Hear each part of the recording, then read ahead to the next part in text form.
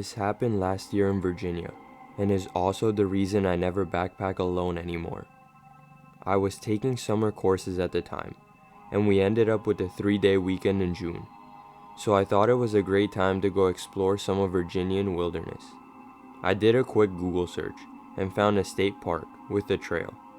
The trail looked nice, so I let my roommate and family know that I was going to be going on the trip.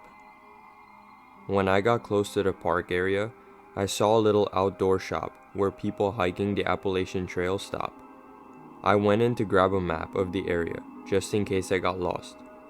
As I was talking to the owner, he mentioned a trail that's not well known, but it has a pretty cool waterfall and swimming hole. This piqued my interest, so I had him show me on the map. It took me to the outside of the state park, but he said it was a great place to go. I paid for the map and thanked the owner. I texted my roommate and parents about the new trail, and I parked my car and set off on my new adventure. I should note that the waterfall was going to be a side trip from my journey. I was planning 3 days, 2 nights. I started on part of the Appalachian Trail, and it was pretty packed with people. Some of them were really fun to talk to. As expected, the further I got from the main trail, the less people I saw. Around early afternoon, 3 miles from my destination, I noticed it was unnaturally silent. No birds, no bugs, not even wind, and I had a feeling that I was being watched.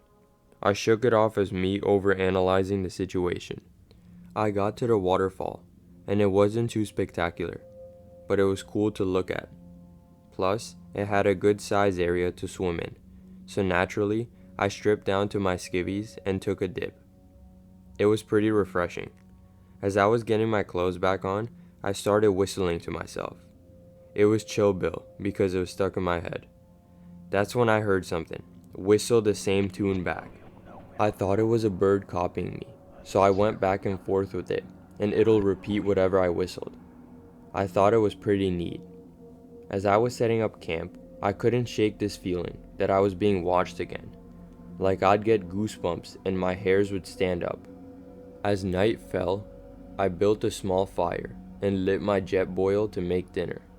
As I did this, I became hyper aware that again there was no sound, just deafening silence. Some part of my brain was telling me that I'm not safe and to leave. I ignored it and crawled into my tent with my flashlight and a book. I went to sleep without incident. When I woke up the next morning, my sight was trashed. My camp stool was nowhere to be found. My bear bag with my food was cut down and the contents were thrown across the site. My first thought was a crafty animal chewed through the rope and got at the bag, but I looked at the rope and it was cut with something very sharp. Plus, none of the food was even touched. I also noticed bear footprints all around my campsite. Keep in mind, I'm at least 6 to 8 miles from the road. As I was looking at the mess, I heard a branch snap off in the distance. I turned to look in that direction. I saw nothing, but I heard the whistling again. My whistle from yesterday. But it was different. It sounded more sinister. It made my hair stand on end, and this is when I listened to my instincts to get the hell out. It sounded like it was a little off in the distance, so I packed up my camp as fast as I could. The whistling got closer as I finished stuffing the tent into my bag. I didn't bother with putting anything away properly. The whistling was incessant and sounded like it was coming from all directions. I got fed up with the whistling and stood and yelled, "Shut up, and what the fuck do you want?" It stopped whistling, and it was quiet for a moment, then it repeated what I said in my voice. It sounded just like me, but distorted, like it came from an old TV. After I heard this, I immediately threw my pack on and ran the direction I came. I heard him moving just behind me, fast, switching between my whistle and my voice. It felt like it was toying with me, not coming too close, but not being too far. Eventually, it sounded like it got further and further away from me. Then it stopped. When it stopped, I stopped and turned around. I wished I didn't, because I heard the most bone-chilling screech ever, coming from right next to me. That's when I started running again.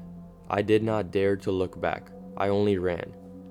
Less than a half mile I ran into a couple that was also backpacking. They saw the look of terror in my face and asked if that was me that screamed. They also asked if I was okay. I told them about what happened, and they decided to not go down where I just came from. We moved to a more populated trail as quickly as we could. As soon as I got back in my car, I drove to one of the park's ranger stations and reported what happened. Since the site was off park grounds, they told me that it wasn't in their jurisdiction, but they'll send a ranger to investigate.